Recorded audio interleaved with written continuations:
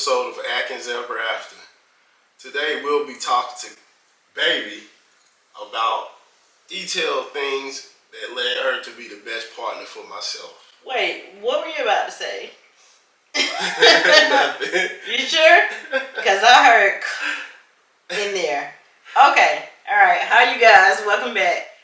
So in this week's episode, he will be asking me some questions so we can talk about the self-work that I've done to be a great partner to you. It is very important that, we look at ourselves from an individual perspective before we try to align with another person.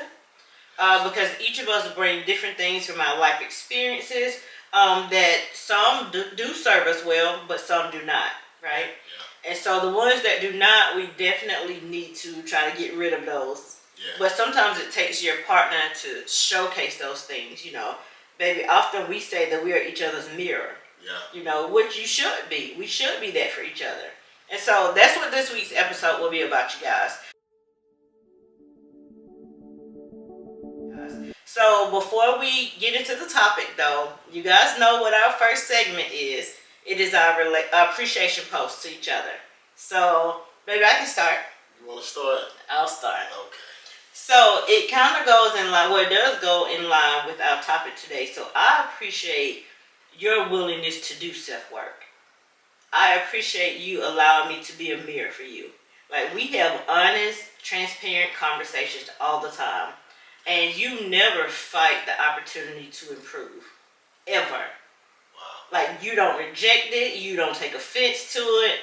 Because hopefully I'm not saying anything in a disrespectful manner anyway. Like, I never want to disrespect you in any kind of way.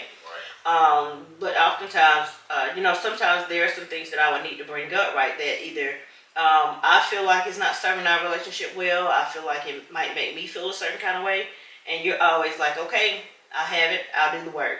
So I greatly appreciate that. Thank you. You're welcome. Thank you. It has served us well, and it has created you into this great human being, fantastic partner.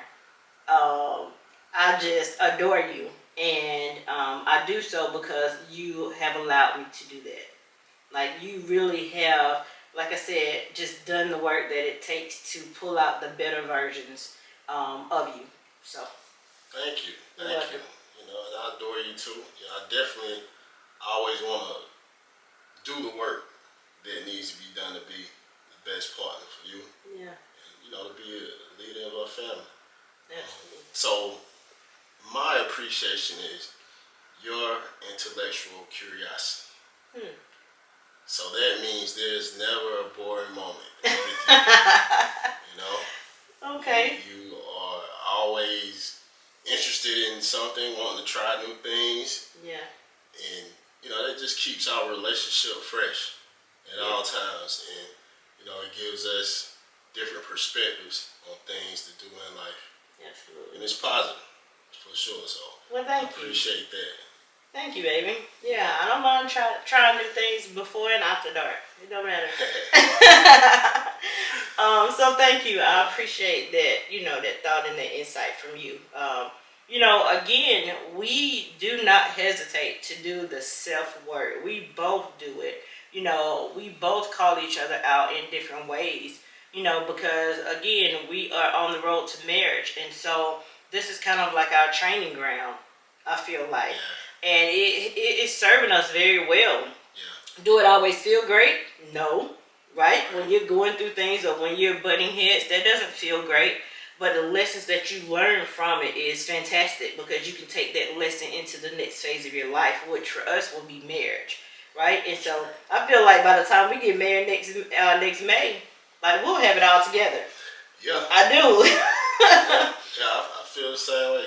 And if we don't, we're always going to work on it, right? Absolutely, because, we're in this for life. So, there's the only option is to work on it and work through it. So, all right. If you guys are ready, baby, if you're ready, we can jump into this topic. Okay, I'm ready. Awesome. Ready. You ready? I'm ready.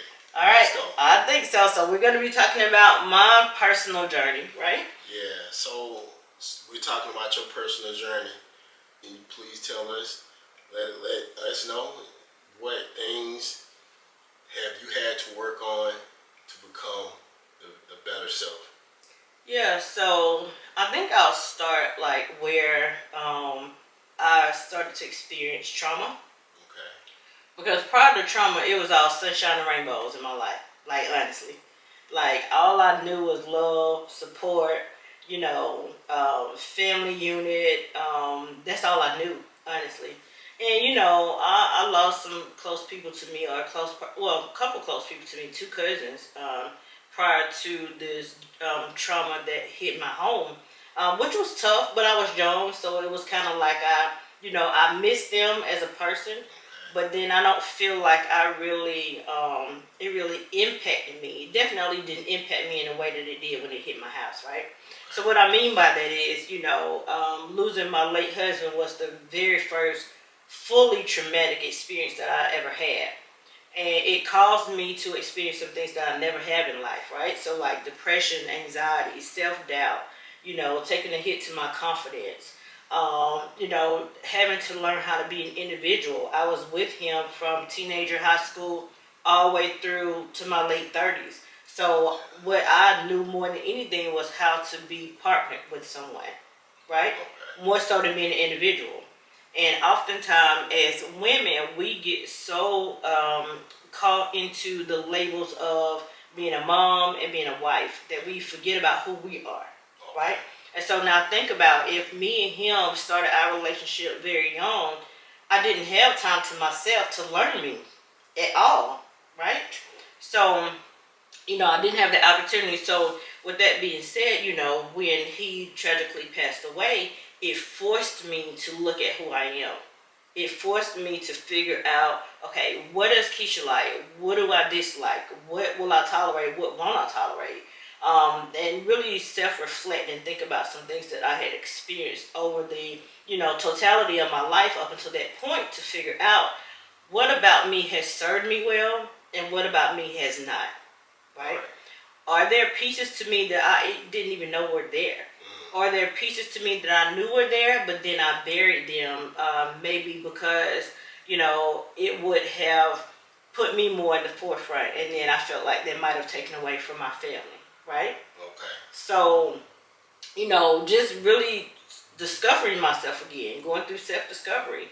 And as I think about some of the traumatic things that I went through, like depression, anxiety, at the time I didn't know what to really call them, because I had never experienced those type of feelings before, right? Not having the energy to get out of bed, like wanted to be secluded from everyone, including my children.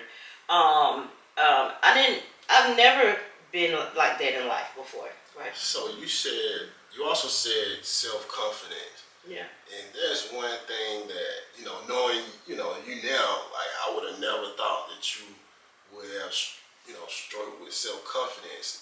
Now, is it the self-confidence as a person, or was it self-confidence with having to deal with everything by yourself? I think it was a combination of both, just because, again, I didn't particularly know who I was. So it's almost like my self-confidence was wrapped up in my marriage and wrapped up into another person. So now he's no longer here. What does that look like for me? What are my capabilities? What are my talents? What are my strengths? I don't know. So therefore, I couldn't fully be confident in myself, right? Until I began to learn these things. And, again, prior to, I think I'm naturally a self, have high confidence. Yes. But, it changed my entire world. It changed my perspective towards myself, as well as the world, my life. So that was an area that took a hit, And as I discovered more about myself, it came back to the person I am today. Yes. So when I think about just even anxiety, right? So struggling with triggers. And again, this grief journey was brand new to me. Okay. I hadn't done no readings on it. I had done no research on it, because who just sits down one day and research grief? Yeah. Like, nobody does that. That's not a topic that we ever wanted to discuss, but it's real life. And so, I was new to all of the phases of grief. Like, I didn't understand what any of these things meant. These are new feelings. This is new behaviors. You know, I'm not showing up in the way that I normally show up. I'm not speaking or using the language I normally speak, right? Okay. And so sounded, looked, felt completely different. And so, you know, having these trigger moments that I didn't even know was a thing. And, you know, one example is because I found out, well, I didn't necessarily find out, but I was alerted that I needed to return back home immediately while I had just dropped my children off at school. And so once I returned back to taking them to school and picking them back up, I would have to drive past that same spot. So that was a trigger point.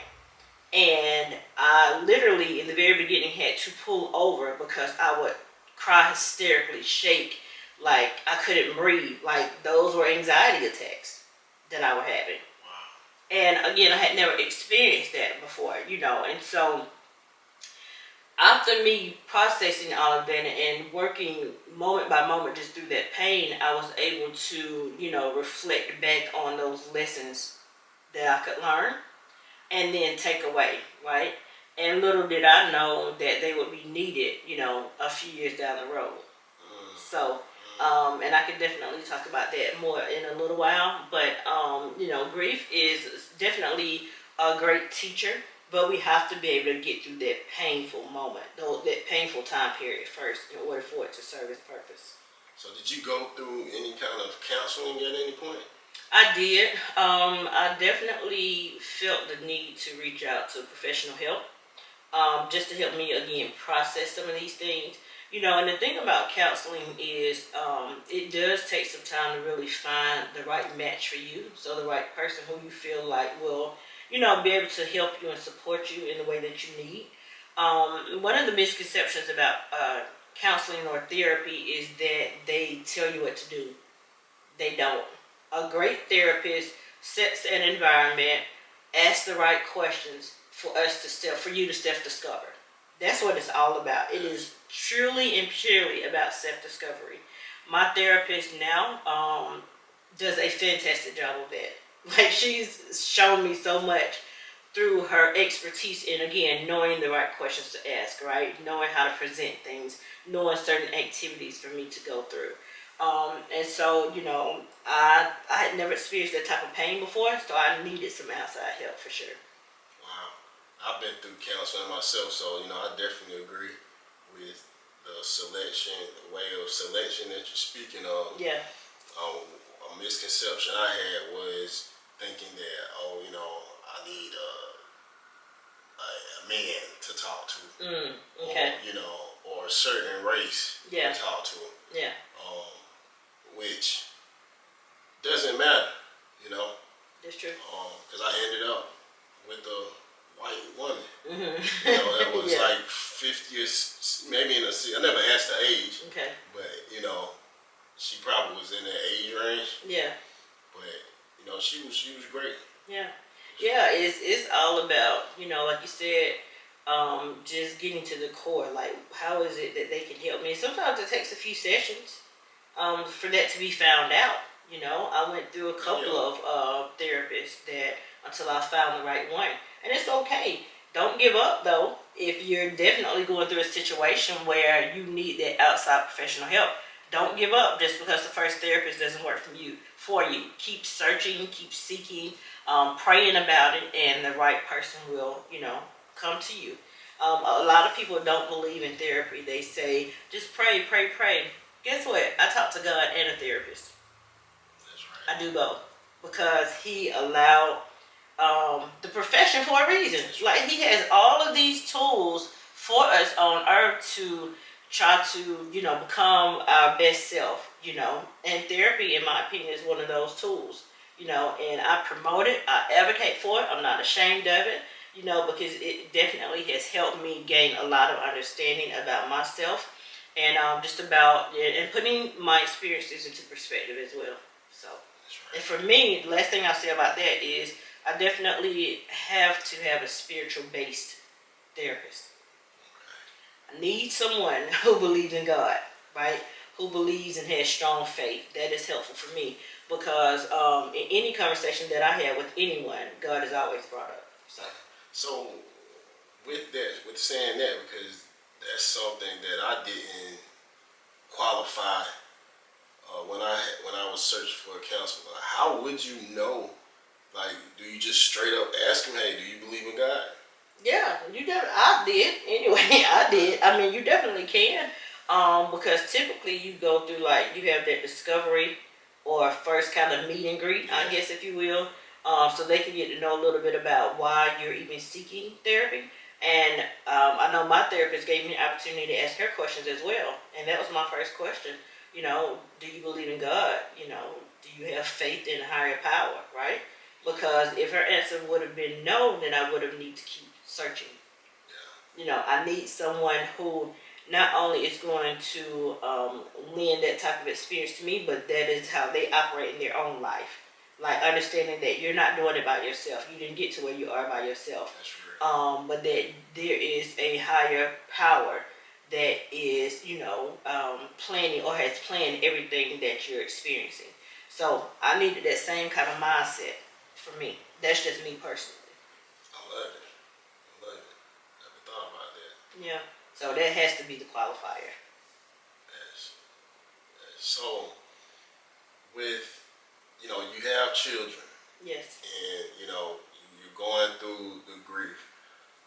How were you able to be there for them and go through the grief? Because I can imagine that's you may want to be alone. Yeah. Yeah. My mother. Simply put, my mother. In the very beginning, I couldn't be there for anyone. I did not even get out of the bed for days at a time. I didn't eat. I didn't sleep. Like, I wasn't taking care of myself at all. I had no energy to do anything. And so my mom was just my savior.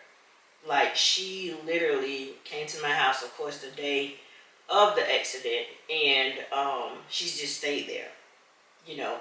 And, at the time with the older girls, I imagine that she helped comfort them. I imagine that she helped keep them company.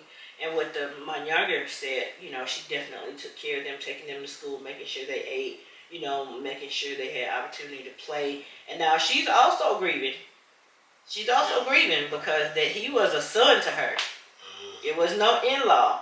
He was just as close to her as I was. So she's definitely in a lot of pain. But yet she pushed forward for me and her grandchildren to take on that role where I could not. So that is the God and my mom. And then, over time, right, moment by moment, I gained some strength where I was able to get out of bed. And now I'm able to make sure they're eating. Even to the point where, and it took me a few tries of not having to pull over and have these anxiety attacks, but taking them to school and picking them up again, Of course, at some point I had to return back to work, right? So now I'm taking these small steps to get back into my everyday life. She's still there to assist me, though, on the days where I could not, do everything that I needed to do. But I started to just kind of pick up, piece by piece. So, again, God and my mom, I attribute my healing, I attribute the successful run of my household, I attribute my kids still being seen, after, cared for, definitely to those two. Wow, that's powerful. Wow. So, with going through that, have you ever questioned God? I don't know if I would label it questioning. It may be, but I definitely, no, correction. I did. Yeah, like I did. Yeah, most definitely. In the very beginning, I said, God, because our youngest at the time had just turned 2, like 2 weeks prior. Why even let me get pregnant? Why even let us have her if her father was going to be taken away from her at such a young age? Like all these things, just why in general. We were such a young family. We were still creating and building, right? Developing and all these things. Why? Like, why now? He wasn't even 40 yet. You know, we still had a lot of things we felt like that we were supposed to accomplish together, right? As a couple, as a family. And so just like, why? But that was one side of it. I know why. You know, it just felt better at the time to say it. Yeah. But I understand the why. I understand, you know, that God's thoughts are not our thoughts. His ways are not our ways. I understand that he has a plan for everything. I understand that we are not here permanently, right? I understand all these things. I understand that nothing surprises God. You know, he knows our start date. He knows our end date, right? And I also had an understanding that nothing that he allows or approves is to harm us. However, that pain didn't care about none of that. Yeah. All that pain knew is I'm coming home every day and my late husband is not there. Yeah. No family vacations, no family time, no couples dates. Friend dynamics changed. Household ran as a single parent, right? Yeah. Finances changed. Like, that's all my pain knew. Yeah. My pain didn't care about any of that, you know, and that's why me having gone through that, I'm very particular, strategic about how I comfort another grieving person. I don't say things like, oh, it was God's plan, or, you know, they don't care. Yes, that is 1,000% true. They don't care. Their loved one is not here anymore. They don't care about it being God's plan. They don't care about... Someone said that to you? People have said all sorts of things. And people say all sorts of things to other people who grieve, you know. I know it's going to be okay. I've heard people say right. it's going to be okay. It'll like, be okay. Know? Right. Well, guess what? I do too, but it's not right now. Yeah. You know? So, like, I'm very conscious of how I show it for another person who is grieving, right? And because I don't want to trigger them. And again, as I said before, you don't know what your triggers are until you're triggered. So, makes sense. You know, it's like you don't know if I say, you know what, he's in a better place. How is my late husband, who was perfectly healthy, not even 40 years old, thriving, living life, happy, how you going to tell me a better place for him is not with his family? Wow. Like, you get what I'm saying? Yeah. Like, that just, at the time, that doesn't make sense to me.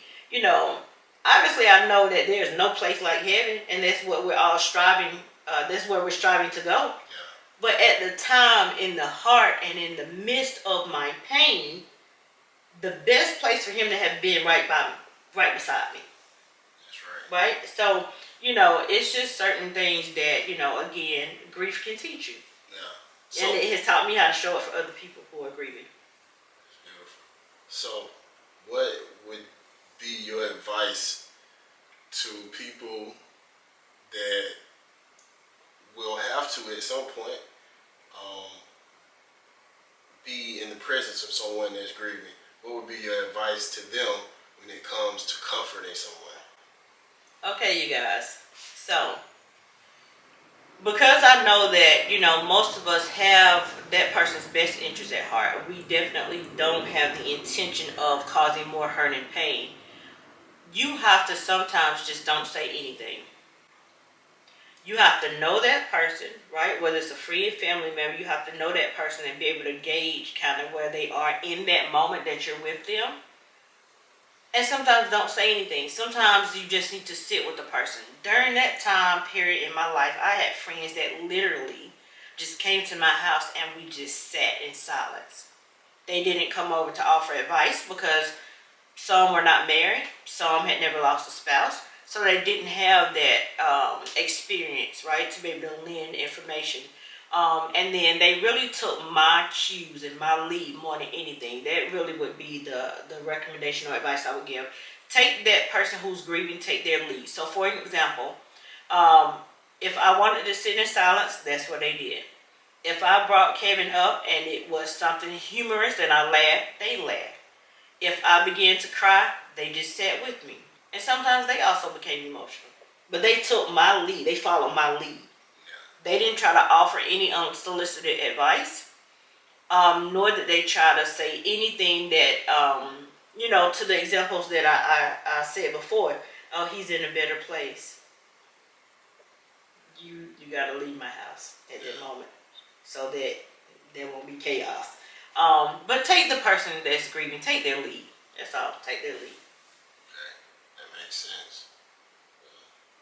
Silence is the great remedy.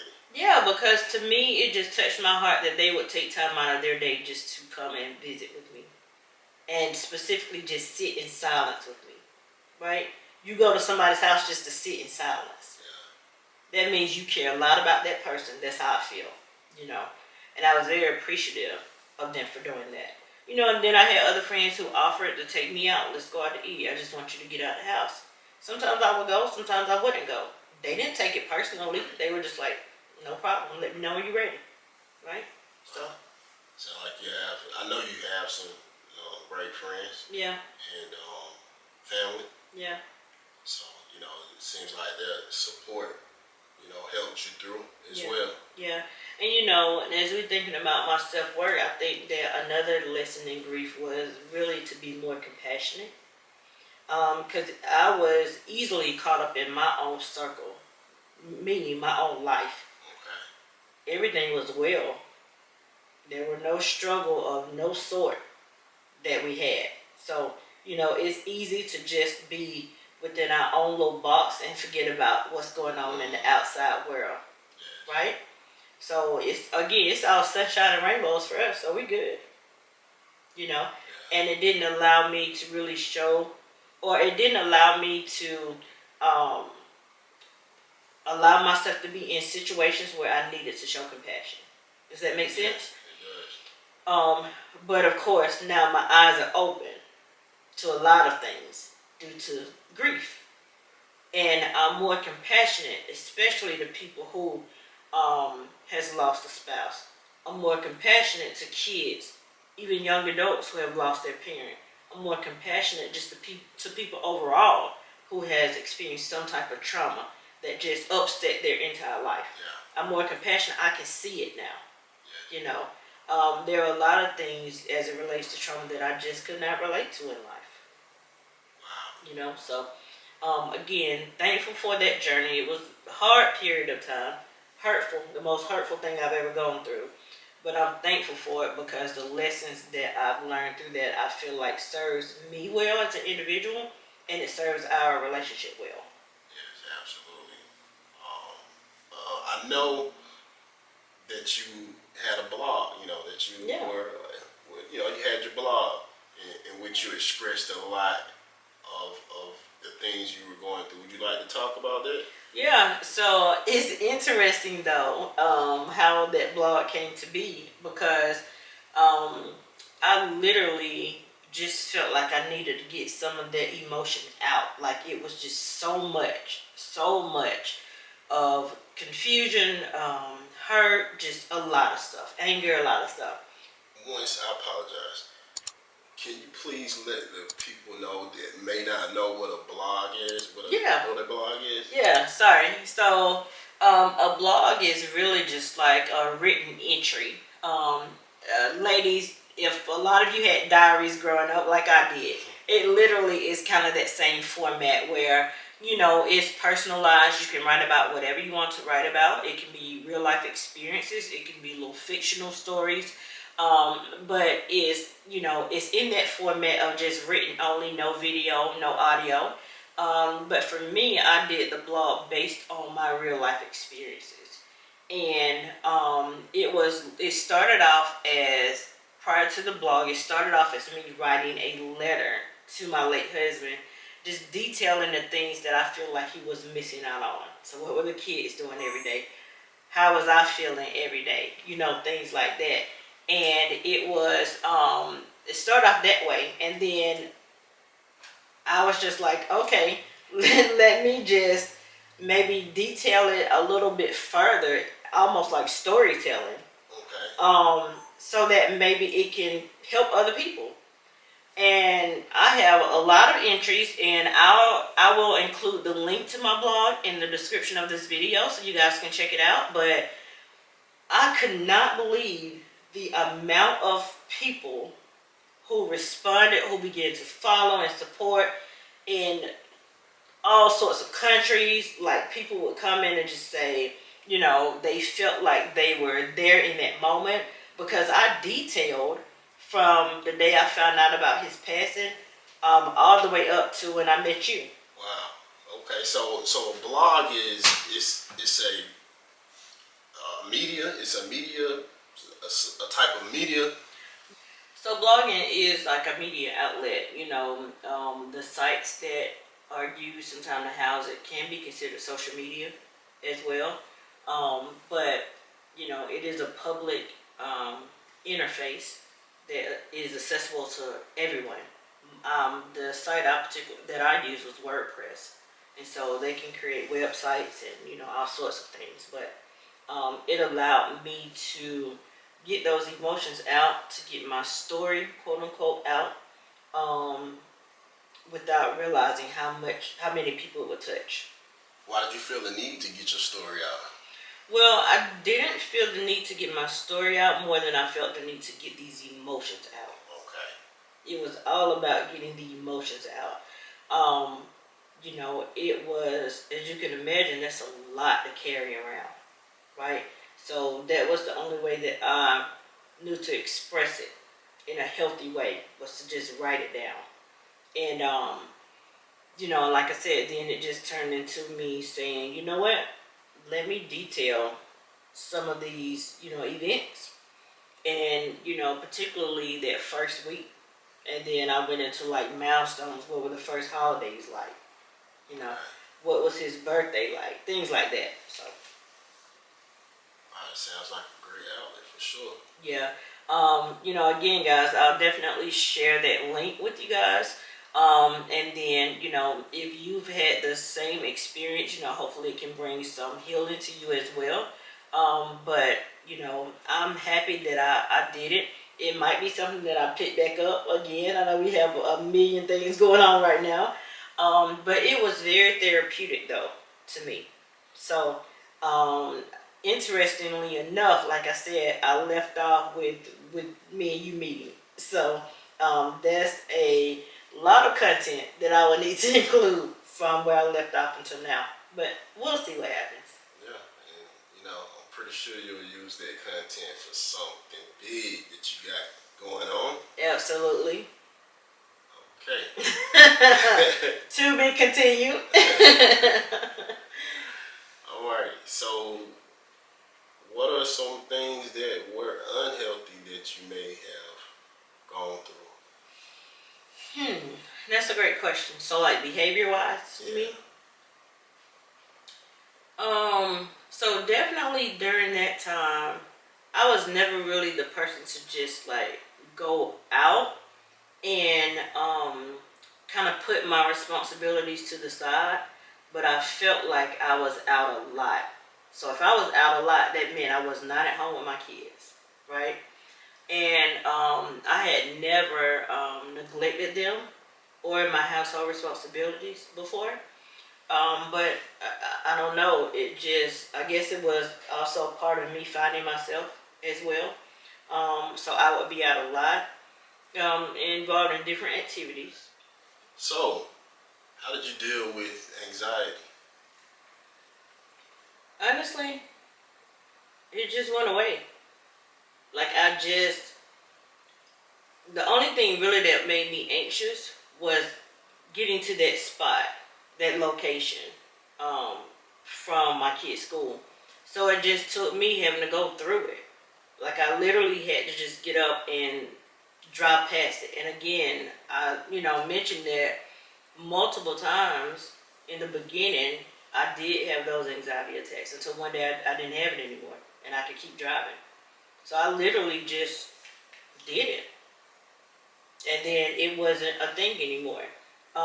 That's really the only thing that I can recall that caused me to be anxious. Honestly, um, it wasn't anything from within my household or anything else that I experienced that caused that. But literally just going through it, and definitely people praying. Like that's the undertone for everything. You know, prayers of friends, family, um, friends of family, um, family of friends. I mean, just everybody praying. So Yeah, prayer is very powerful, absolutely, especially when you have it from multiple sources. yeah, All of that yeah, energy going to our Savior and upon you. absolutely. So that's really that's it. Okay, so now we'll fast forward to, I guess, when you met me. Okay. Can you tell people, how or if anything with me helped you, or what, can you tell us about that? Yeah, so when you and I met, I definitely was still in a grieving period for sure. Um, but you brought me comfort in the fact of you were very compassionate about my situation. We worked together, so you were aware of what had happened along with everybody else that I worked with. And so you were very compassionate. I felt like you showed some care and concern about what I had gone through. And you also are very humorous. Like you have a sense of humor, so I just remember you making me laugh a lot. You know, I returned to work at a point. I wasn't ready to, but I did try to return. And I just remember some of those days were extremely difficult for me. But you would always say something and just make me laugh, right? And they gave me just a little bit of light, like during that dark period of time. So as we started to spend more time together and, learn more about each other, you brought me that, uh, you know, just that camaraderie that I missed. You brought that companionship that I missed. And, it was a lot of things that you brought to my life, at that point. Um, I was so used to being in a relationship, right? And so some people might think that, oh, well, she doesn't know how to be by herself. It's not that, because I had to learn how to be by myself. I had to operate by myself. Even now, right? We're together, we're engaged, but we live separately. So I still have to manage a household somewhere alone. You definitely helped me with a lot of things. But I'm the one that's in that particular home every day, right? Going about the day to day. So my individuality is there. But I just honestly prefer being in relationship. I'm a natural nurturer, and so it allows me the opportunity to nurture. It allows me the opportunity to impart something positive and great, hopefully, into another person's life, but also for me to learn as well. And so, definitely brought me some of those same things that I was used to. Like I said, camaraderie and the companionship. Okay, so, and I'm glad, I'm so happy, that I was able to be present and present it into your life. Yeah. And you present it into my life. Yeah. What did you learn about yourself? Because I know you were in a marriage for, since y'all were teenagers. I'm not married since you were teenagers, but you had been together since teenagers. Yeah. Then you married, and then you had children. Right. And like you said, you didn't really get to know yourself. Yeah. So what did you learn about yourself? What are some things that you learned about yourself? I learned so much about myself. Like, I was like, I didn't even know myself at all. Like, who was I really showing up as? The friends that we just had on the last 2 episodes, I don't know who they met. But I learned so much. I learned how definitely strong I am as far as inner strength. I learned that I am truly a leader. Like, I can pick up and take the lead and do what I need to do. I learned that I am a creative being. I had no earthly idea that I was as creative as I am. Wow. And just a lot. Like, I learned that even more so, I always knew that I could love selflessly, but now it's on a deeper level, right? Because I have, new relationship with you. You required something different, but I still could practice that selfless love, that non-judgmental love, right? Which I feel like is a skill and a talent. I do. Okay, so let's fast forward to the passing of your mother. Okay. So you lost your husband, 3 years before that. Hmm. Then you lose your mother. Can you tell us how, again, did you get through the grief? Yeah. Well, even before my mom, 6 and 7 months after him was my grandparents. That's right. So 6 months after my late husband, I lost my grandmother. 1 month and 1 day after my grandmother, I lost my grandfather, her husband. So now we fast forward 3 years later, I lose my mom. That's a lot of loss. Yeah, 'cause you were very close to your grandparents. All of them had played very important roles in my life. They were definitely my support system of all that I knew, right? Okay. From a young girl. And so, my mom, very close to my mom, extremely close to my mom, and always have been, and literally would call my mom, I don't even know how many times a day for any reason. It did not matter how big, how small. I needed her opinion or advice on everything. I felt like I did anyway.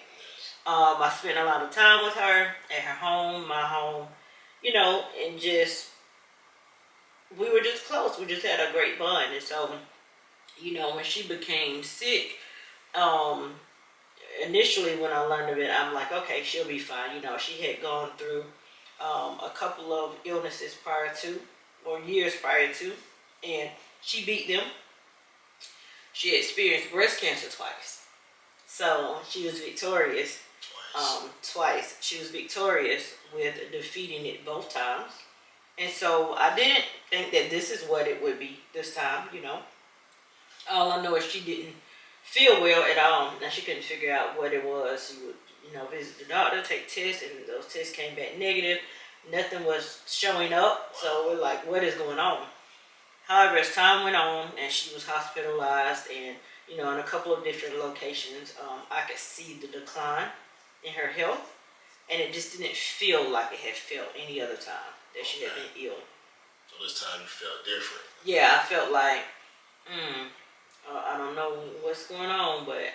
So you felt like the outcome was going to be different from Yeah, the previous 2 times. Absolutely. I was like, this just don't look good. I never voiced it to anybody because I didn't want to put that negative energy out there because, again, God can do whatever he wants to do, right? So it wasn't my place to really call how it would end up. But just from my physical eyes, it didn't look well to me. And so I began to really have a hard time during that period of her still being alive. I feel like I began to grieve then, just because I didn't see her health getting better, but like gradually worse. So it was difficult, seeing her like that, seeing her go through different things. And at that point though, I don't think that I wasn't so inundated in grief at that point, because I had gained healing and acceptance from Kevin's passing. I had gained healing and acceptance from my grandparents passing as well. So I wasn't in such a fragile state that I was like, okay, God, seriously, enough. I wasn't like that. Those were not my responses. I just was a bit confused and definitely devastated more than anything because I feel like it just came out of nowhere. And so, leading up until her funeral, I had gone through a whole month of just crying and just, again though, now that we're talking about it, I do recognize that the anxiety attacks came back. Really? Okay. Because, and even, we were not living together at the time, so I remember calling you over after I would come back home from visiting with her or being with her. I would call you over because I felt like I couldn't breathe. I do remember that. And you would say, "Come on, let's go outside. Let's get fresh air." And that happened on multiple occasions. Yeah, let's take a walk. Yeah. Yeah. And it would be late at night or whatever, and that fresh air, that breeze just hitting my face just gave me so much relief and comfort. So as we were talking about it now, they did return. And I had not realized that until this moment, because it was just the thought of being in this world without my mom. How was I supposed to do that? I don't know how to do that. Obviously, she's been with me since before I entered. I've been with her before I entered this world. Yeah. Physically, before anybody else ever met me, I was with her. So how am I supposed to? I don't care nothing about me being a full-grown woman. How am I supposed to do that? And then the thing is, like you said, she was there for you when your husband passed, right? Yeah. So she's a major part of your support system. Absolutely. Other than God, if not the most important, yeah, you would say. Living being, yes. Yeah, so then, you're losing her. Yeah. So to speak, losing her. Mm-hmm. And, she instilled a lot of you about God. Yeah. And, how to go to God and discern it. Yeah. So, that's a lot within itself. Absolutely. But you know what? I want to go back to the point you just made with her being my support system. Exactly right. So then now the devastation comes in that if she's not here, then who do I have? And I literally felt like I had no one. Because you only have one mom. It don't matter. You can have 50 people in your corner. You know that you can call on any of them at any time. But for me, if my mom was not a part of that group, then I didn't have anybody. Because I knew for sure if nobody else was going to come, she's coming to make sure I'm good. She's coming to pitch in and help out whatever kind of way she could, She was the constant in my life. So that brought another level of just, like I said, devastation. Yes. So how were you able to go back into the things that she instilled into you that helped you get past your husband, your grandparents? Mm-hmm. How did you go back to that and seeing her in the place that she's in at that time with all these, these deaths within 4 or 5 years? Mm-hmm. So it's funny, and I'm laughing a little bit and smiling because she wouldn't take credit for that. The credit doesn't go to her; it goes to God. That's the stuff that God put inside of me to make me. He just aligned me with another person, my mom, who had the same stuff in her, so that mine could be nurtured and I could see it in action and use it as an example, right? Wow. So my mom would say, "That's all God. That has nothing to do with me." I can literally hear her saying that. But that's true though. Like He created me. He was the one that created me, right? So He's the one that put that inside of me. He's the one that put the tenacity and the perseverance, my level of faith, all these things, like inner strength, mental strength, all of that. He was the one who gave me all of that. And like I said, He just aligned me with her so that I could see it as an example, like a real tangible example, so that I could have those memories to recall. As I've used multiple times, I thought about my mom in different situations and thought about how she showed up for other people. And how she felt, what type of joy she gained from doing that. And then I definitely always recall the outpouring of love that I, along with my other family members, received when she passed. And, it was two different ways that she touched a person's life that really stuck out. She was a nurse all of my life, and so it was about her mentoring new nurses coming on board and really showing them the ropes and teaching them how to care for other people, right? And then it was her imparting wisdom and love from a spiritual perspective. So people on this, supporting people on this spiritual journey. Those two things, nursing and spirituality. So that's what she was known for. And both takes a type of heart of love, And so, those are some of the things that I think about. And I'm the same as she is. When I'm able to impart some type of light or positivity into another person's life, that is what truly brings me joy. That is when I'm truly operating in my element of who I am to the core. And it often reminds me and makes me feel like my mom is present with me when I'm doing that. Yeah, that's beautiful. And I'm thinking about one thing that you said that I am not able to see because I haven't lost close family members or mother or father, Yeah. myself. So, from all of your experiences, how do you feel like they played a part in you becoming your best self to be the best partner with me?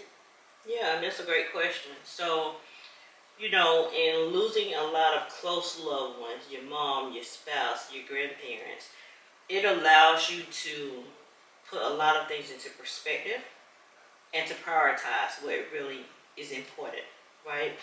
So now I really don't waste my time on frivolous things. I don't waste my time on, negative energy.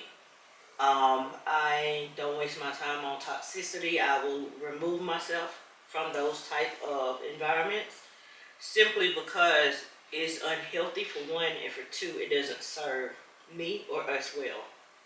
So, it's important to me that I make valuable memories with you, with our children, because I do realize that our dynamic will not always be this way forever, right?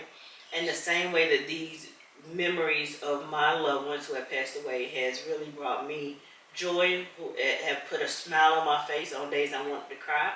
I know that it will do the same for our family, when that dreaded day comes. But I feel like again it has made me more of a compassionate person as well. So even if you're not going through a loss of a loved one, if you are experiencing something, it helps me to show up for you, right, with an open heart and open mind, not being judgmental. So this is a very interesting part. You would think, or people would think that I would be afraid to love somebody else, and I did have to go through that period as well, where I would, say, is it worth it? What if? What if I'm put in that situation again, right? But obviously, yeah, obviously I fought through it because we're still here. So then what that does is it makes me love you harder, but hopefully not in a way where I am smothering you, right? So what I mean is this, like, it makes me value every moment that we're together. It makes me very conscious about how we depart from each other. Like, what is the last thing that we say? What do we do, right? It makes me, like, also do the same with my kids.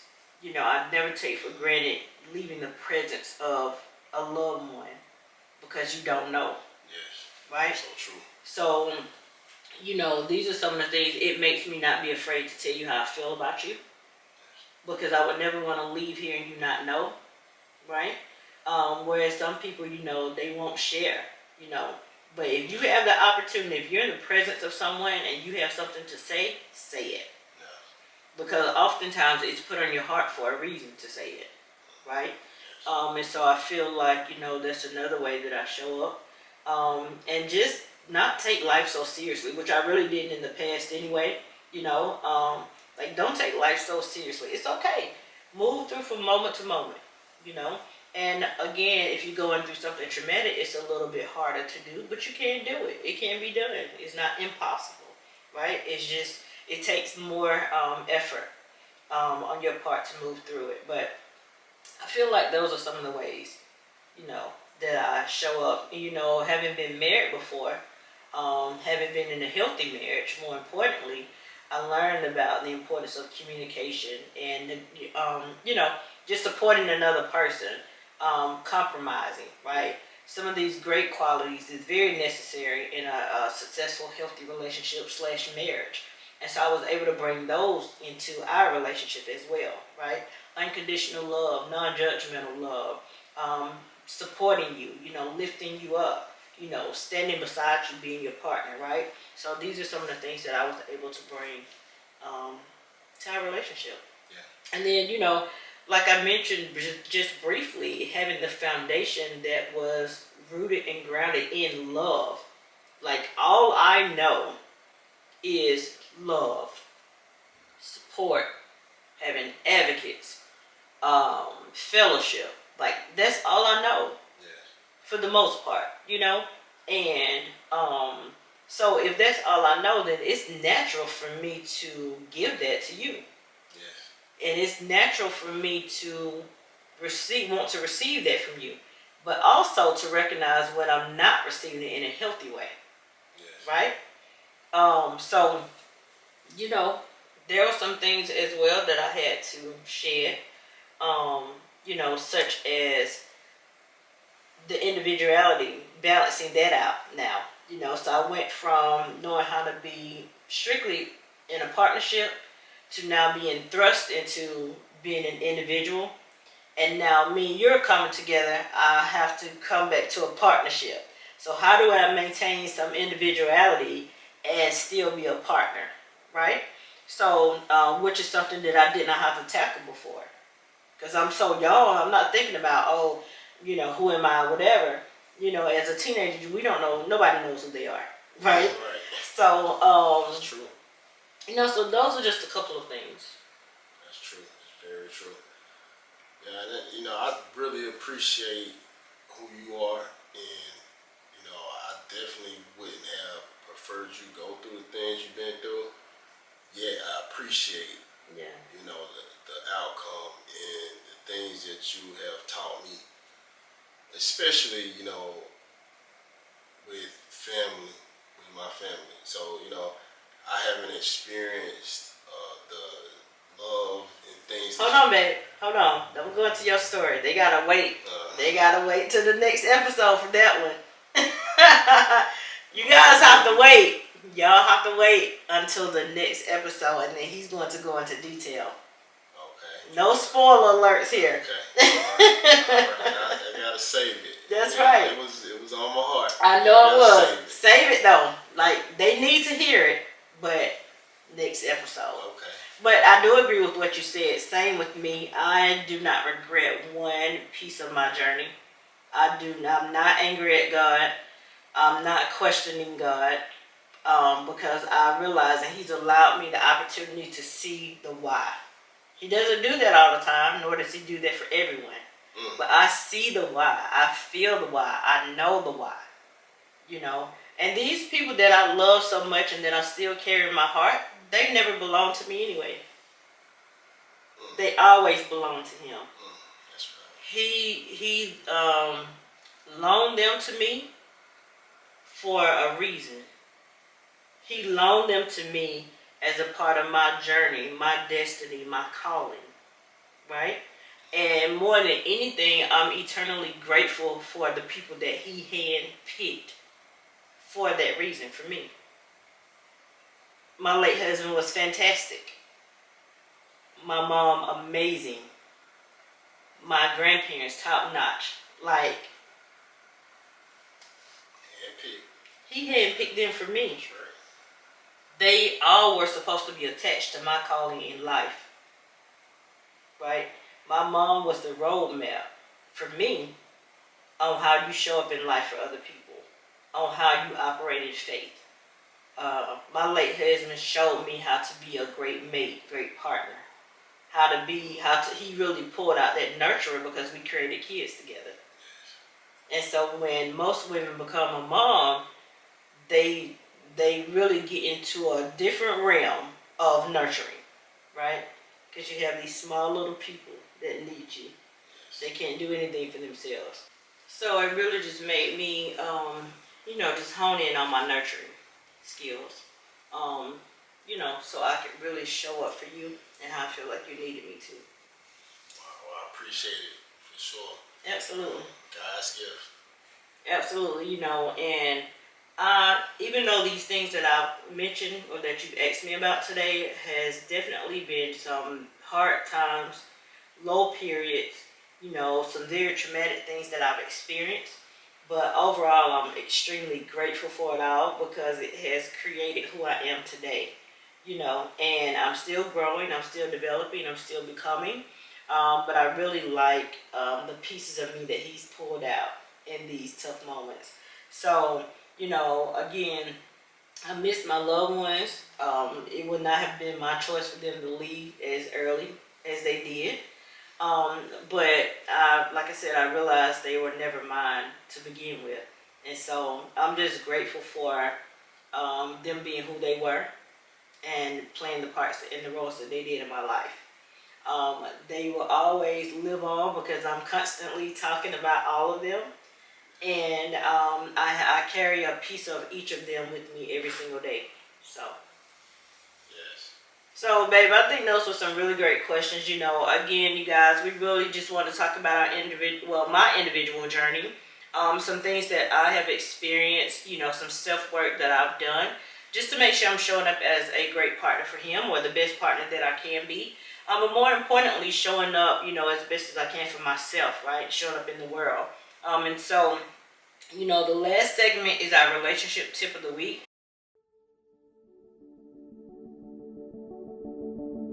But I want to offer you this, and it's around just, you know, specifically the grief journey. You know, there were some things that I mentioned that I did to help me cope with and heal. Certainly prayer and relying on my faith. At that time, definitely surrounding myself with a strong support system. My mom, for sure. You know, I started blogging, which was just me writing out my emotions. You know, and it can simply look like you just taking a piece of paper and writing one word at a time and then just creating a narrative from there, right? So whatever way in which you want to approach it, but that's also a very healthy way. I definitely sought out the counsel of a therapist. I needed that professional guidance in that space of how to manage my emotions and how to make some sense out of everything that I was experiencing, right? And so, you know, there are a few things that you can do in a healthy way just to help you be able to cope with. More importantly, I would encourage all of you just to be patient with yourself. Take your time, though. Don't let anyone try to force you into the amount of time it should take you to stop grieving. Why are you still crying? Why are you still talking about this person? You have the right to grieve however long you would choose. You know, you feel like it's necessary. Just make sure that there's a healthy balance, though, to it. And if it does become unhealthy, then try to seek out some of those resources that I mentioned. I know that it's tough. It was tough for me, but I promise you, you will get through it. And there's so much light and so much just joy and happiness and peace and self-love and all of these things, love with other people that is on the other side of grief if you just keep pushing through. And so, you know, I believe that you can do it. I know that you can do it. I did it, you know, and I never thought that I would be where I am today, but all God, right? And so he doesn't have a respect of person, so I know that he will show up in your life and in that journey, that part of your journey for you as well. So that is my relationship tip for this week. Babe, did you have anything else to say before we conclude? I just like to say I'm proud of you. Oh, I'm very proud of you, and you know, you are walking in your light.